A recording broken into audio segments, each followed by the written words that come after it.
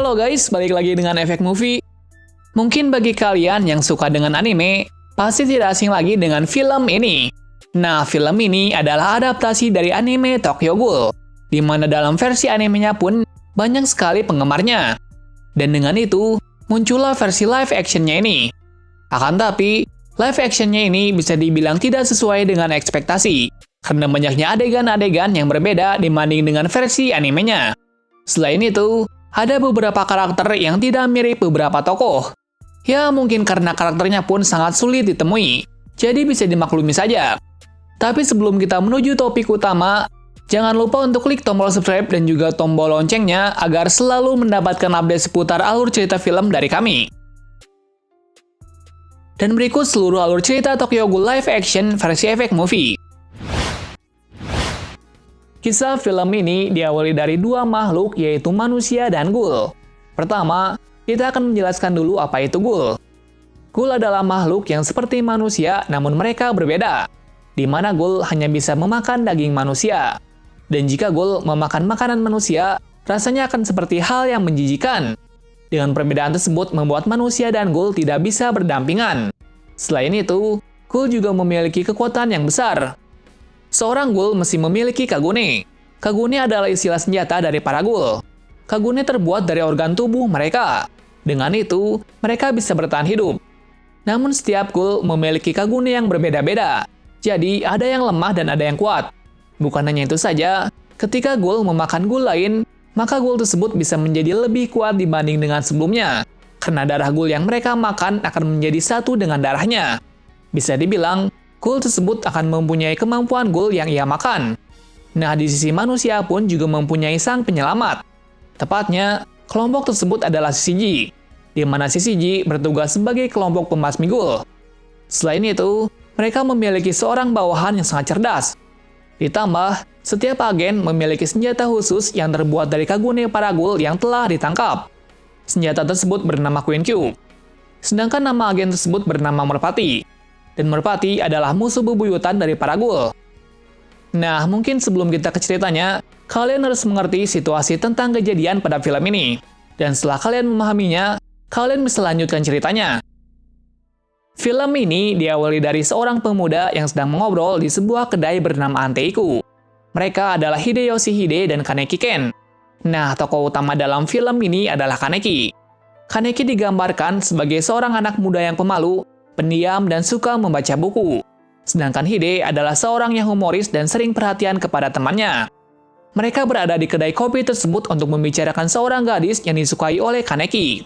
Gadis tersebut adalah Kamishiro Rize, di mana Kaneki menyukai gadis tersebut karena Rize memiliki hobi yang sama dengannya. Di suatu ketika, Kaneki meminta Rize untuk mengajaknya kencan, dan Rize pun menerima ajakannya. Kencan mereka berjalan seperti biasanya. Namun pada saat mereka pulang, terjadi hal yang tidak terduga, di mana Rize ternyata adalah seorang ghoul. Ternyata alasan Rize menerima ajakan dari Kaneki agar bisa memakannya. Kejadian tersebut membuat Kaneki sangat syok. Dan dengan itu pun, ia hampir dimakan oleh Rize. Namun naasnya, nasib berkata lain di mana mereka berdua kejatuhan sebuah besi konstruksi. Dengan kejadian tersebut membuat Rize mati. Sedangkan Kaneki masih hidup. Karena dokter telah mengganti organ dalam Kaneki yang hancur dengan organ dalam milik Rize. Setelahnya, ia sembuh dari lukanya. Ia pun pulang dan menjalani kehidupan seperti biasanya. Namun saat sedang makan di kantin bersama Hide, tiba-tiba Kaneki memuntahkan makanannya. Hal tersebut membuatnya kebingungan. Dan dengan itu membuatnya pulang ke rumah. Sesampainya di rumah, ia pun mencoba memakan makanan. Namun naasnya, tubuhnya menolak makanan tersebut. Di saat yang sama pula, ia mendengar berita yang ada di televisi bahwa seorang ghoul tidak bisa memakan makanan milik manusia. Mengetahui hal tersebut, ia pun mulai berkaca. Yap, ternyata sekarang Kaneki telah menjadi ghoul, di mana mata Kaneki satunya berubah menjadi ghoul.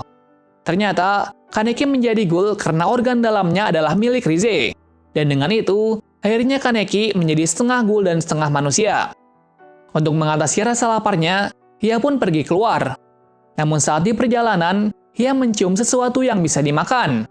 Namun saat tiba ke tempat tersebut, ia melihat seorang ghoul yang memakan manusia. Hal tersebut membuatnya terkejut. Namun secara tiba-tiba, ada ghoul yang membunuh orang itu. di mana ghoul tersebut bernama Nishiki Nishio, di mana ia membunuh ghoul tersebut karena telah mengambil wilayahnya. Selain itu, ia juga berniat untuk membunuh Kaneki. Namun, ia ditolong oleh seorang ghoul wanita. Ghoul tersebut adalah pelayan dari kedai Anteiku yang bernama Toka Kirishima. Ia berhasil mengalahkan Nishiki dan membuatnya lari. Selain itu, Toka yang melihat Kaneki kelaparan memberikan sebuah daging ghoul kepadanya. Akan tapi, Kaneki menolaknya karena ia menganggap dirinya adalah manusia, dan dengan itu membuatnya pulang untuk menahan rasa laparnya. Namun rasa lapar seorang ghoul tidak bisa ditahan. Keesokan harinya, Kaneki pergi menemui Toka untuk meminta bantuannya untuk mencari makanan.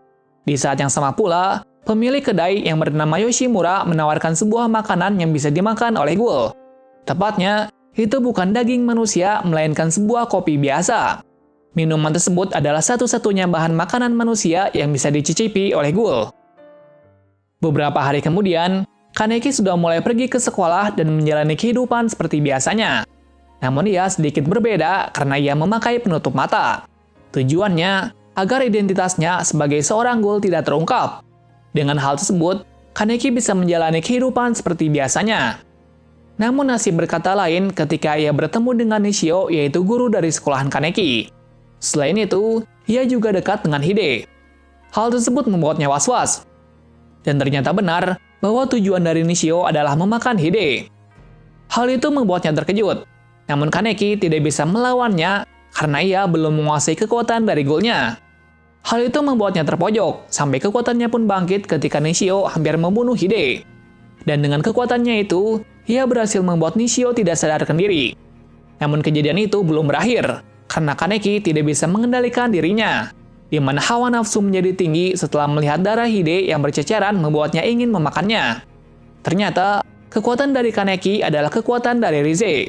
Dan dengan itu, Kaneki tidak bisa mengendalikan dirinya karena sifat dari Rize masih berada dalam tubuhnya. Namun setelah melihat dirinya lewat cermin, dirinya pun mulai sadar. Dan dengan itu, ia tidak jadi memakan sahabatnya. Setelah itu, Kaneki membawa Hide ke rumah sakit. Sementara dirinya pergi ke kedai Anteiku untuk merenungkan diri. Selain itu, ia bertanya kepada pemilik kedai tentang dirinya yang sudah tidak mempunyai tempat tinggal menjadi manusia maupun ghoul. Namun pemilik kedai menjelaskan bahwa Kaneki adalah orang yang sangat beruntung, karena Kaneki bisa hidup dalam sisi manusia juga dalam sisi ghoul. Selain itu, pemilik kedai juga menjelaskan bahwa pengunjung termasuk pelayan di sini adalah seorang ghoul. Sekaligus menjelaskan bahwa kedai Anteiku adalah tempat berlindung para ghoul di distrik 20.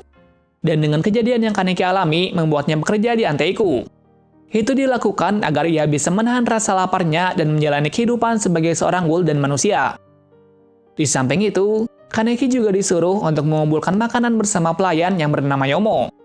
Saat itu, Kaneki dan Yomo sering mencari mayat manusia di tepi jurang dan kemudian dijadikan makanan dari para ghoul. Sedangkan temannya, yaitu Hide, telah berada di rumah sakit untuk dirawat. Sejak saat itu juga, Kaneki jarang bertemu dengan Hide. Keesokan harinya, beredar kabar bahwa ada agen CCG yang telah berada di distrik 20. Agen merpati tersebut adalah Amon dan Kureo Mado.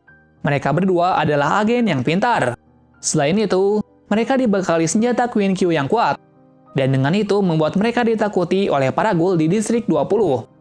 Setelah mendengar kabar bahwa merpati berada di distrik 20, Yoshimura atau pemilik kedai Anteiku meminta para ghoul lain dan pelayan Anteiku agar waspada termasuk Kaneki. Dari sisi agen merpati, Mado menemukan sesuatu untuk menemukan ghoul yang ada di distrik 20. Selain itu, Mado dan Amon pun juga menghabisi beberapa ghoul yang berada di distrik tersebut. Tak berapa lama kemudian, mereka menemukan 2 orang yang dianggap ghoul. Kemudian Mado mulai mencari keberadaan dari 2 orang ghoul tersebut. Ia juga dibantu oleh beberapa anggota CCG yang lain. Tak lama kemudian, Mado pun berhasil menyebaknya. Kedua ghoul tersebut tak lain adalah tamu khusus di Anteiku. Mereka adalah ibu dan anak yang bernama Ryoko dan anaknya Hinami. Nah, mungkin kita akan menjelaskan dulu karakter ini. Kita kembali ke beberapa waktu sebelumnya. Kedua orang ini adalah ghoul pelarian dari distrik lain. Dan saat di distrik 20, mereka tinggal di Anteiku. Saat di Anteiku, mereka dekat dengan para pelayan termasuk Kaneki. Kaneki sering mengajari Hinami cara membaca dan menulis. Namun karena suatu hal, mereka harus pergi dari distrik 24. Nah, kita kembali ke cerita. di mana Mado berhasil menjebak bibi Ryoko dan Hinami. Alasan dari merpati sudah sangat jelas, yaitu membunuh semua ghoul yang berada di distrik 20. Dengan itu membuat Ryoko melawannya. Selain itu, ia juga memberi celah agar Hinami kabur. Namun kejadian pun tak terduga lagi, di mana Queen Q dari Mado ternyata adalah Kagune dari ayah Hinami. Hal tersebut membuat Ryoko marah, namun ia tidak berhasil mengalahkannya. Di sisi lain, Hinami pergi menemui Kaneki untuk menyelamatkan ibunya. Namun Kaneki di sini hanya bisa melihat saja karena ia belum bisa beradaptasi dengan tubuh ghoul-nya. Selanjutnya, kita diperlihatkan kejadian yang sangat tragis, di mana Hinami melihat ibunya terbunuh di depan matanya. Atas kejadian itu, Kaneki pun memberitahu ke semua pelayan di Anteiku. Hal tersebut membuat Toka marah. Kemudian ia pergi untuk membunuh merpati tersebut. Namun saat tiba di sana, ia hanya berhasil membunuh bawahannya saja karena Mado dan Amon terlalu kuat baginya. Alhasil, ia pun kembali ke kedai Anteiku dengan luka yang ia dapatkan. Melihat hal tersebut membuat Kaneki pun terkejut. Keesokan harinya, Kaneki meminta Toka untuk melatihnya. Tujuannya, ia ingin membalaskan dendamnya kepada kedua merpati yang membunuh ibu Hinami. Dan setelah beberapa lama, akhirnya Kaneki sedang menguasai kekuatan ghoul-nya. Ditambah, fisiknya pun sudah semakin kuat. Dan setelah persiapan selesai, Kaneki dan Toka membuat rencana untuk membunuh kedua merpati tersebut. Namun realita berkata lain, di mana Hinami sudah masuk ke dalam perangkap Mado. Mado berhasil menjebak Hinami dengan membawa bagian tangan dari ibunya. Dengan itu membuat Hinami terjebak oleh Mado. Di sisi lain, Kaneki dan Toka yang mengetahui hal tersebut langsung mencari Hinami. Sampai akhirnya, Toka menemukan Hinami di bawah jembatan. Sementara Kaneki pergi ke tempat lain untuk menghambat salah satu anggota merpati yaitu agen Amon. Kita mulai dulu dari pertarungan Kaneki dan Amon, di mana Kaneki pun mencoba menghentikan Amon dengan kekuatan yang ia miliki. Namun ia tidak berhasil karena Amon memiliki senjata Queen Q yang kuat. Akan tapi, Kaneki tidak menyerah. Sampai akhirnya, sifat dari Rize keluar. Kaneki saat itu dalam keadaan setengah sadar, dan dengan itu, ia langsung memakan bagian tubuh dari Amon. Hal tersebut membuat Kaneki menjadi kuat seperti Rize. Dengan kekuatannya itu, ia berhasil membuat Amon terpojok. Selain itu, Kaneki juga dibayang-bayangi oleh Rize yang membuat dirinya menjadi seperti orang yang tidak waras. Selain itu, ia juga mengungkapkan sesuatu kepada Amon di mana jika manusia mempercayai ghoul, maka manusia dan ghoul bisa hidup berdampingan. Setelah itu, Kaneki meminta Amon untuk kabur karena ia tidak ingin membunuhnya. Setelah kejadian itu usai, Kaneki langsung menuju ke tempat Toka. Di tempat lain, Toka pun mencoba untuk membunuh Mado. Akan tapi, Mado terlalu kuat baginya. Ditambah, Mado menggunakan Kagune dari ibu Hinami menjadi senjatanya. Hal tersebut membuat Toka semakin marah. Akan tapi, kemarahannya hanya membuatnya ceroboh sampai Mado hampir bisa membunuhnya. Namun Hinami berhasil menyelamatkan Toka di mana Hinami mempunyai Kagune dari ayah dan ibunya. Dengan itu, Hinami berhasil membuat Mado terkapar. Namun ia tidak membunuhnya. Dan tak berpikir panjang, Toka pun langsung membunuhnya. Setelah kejadian itu usai, Hinami pergi ke distrik 24 untuk berlindung. Sementara, para pelayan Anteiku pun juga kembali ke kehidupan seperti biasanya. Mulai dari situ, suasana di distrik 20 kembali seperti biasanya. Dan di scene terakhir, kita diperlihatkan Amon yang merenungi kematian dari Mado. Hal tersebut membuat dirinya berjanji bahwa suatu saat dirinya akan membunuh semua ghoul yang ada. Nah, itulah akhir dari film ini. Namun film ini belum selesai karena film ini ada lanjutannya lagi. Terima kasih sudah menonton video ini dan sampai jumpa di video selanjutnya.